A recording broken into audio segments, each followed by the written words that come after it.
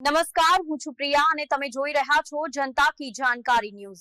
નજર કરીએ આજના સમાચાર ઉપર। સુરતની નવી સિવિલ હોસ્પિટલમાં મૃતક દર્દીના પરિવારજનો દ્વારા હોબાળો મચાવ્યો હોવાનો વિડીયો સોશિયલ મીડિયા પર વાયરલ થયો છે। તબીબની બેદરકારીને કારણે દર્દીનું હોસ્પિટલમાં મોત નીપજ્યું હોવાનો ગંભીર આરોપ કરી પરિવારજનોએ રોષ વ્યક્ત કર્યો હતો। આ મામલે પરિવારે યોગ્ય તપાસ અને ન્યાયની માંગ કરી છે। સુરતમાં નવી સિવિલ હોસ્પિટલ ફરી એકવાર વિવાદમાં સપડાઈ છે। હોસ્પિટલમાં એક દર્દીનું મોત થતાં પરિવારજનોએ ભારે હોબાળો મચાવ્યો હતો। પરિવારજનો અને હોસ્પિટલના તબીબ અને સ્ટાફ વચ્ચે ઘર્ષણના દ્રશ્યો સર્જાયા હતા।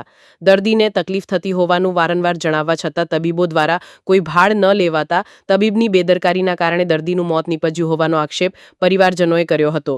પરિવારજનોએ હોસ્પિટલમાં હોબાળો મચાવતા હોસ્પિટલમાં થોડા સમય માટે અજંપાભરી સ્થિતિ સર્જાઈ હતી। આ ઘટનાનો દર્દીના સગા સંબંધીઓએ વિડીયો પણ બનાવ્યો હતો અને પરિવારજનોએ આ મામલે યોગ્ય તપાસ અને ન્યાયની માંગ કરી છે। ઘટનાને પગલે હોસ્પિટલના સિક્યોરિટી ગાર્ડ પણ જનરલ વોર્ડમાં દોડી આવ્યા હતા। રિપોર્ટર સુનિલ ગાંજાવાલા, સુરત।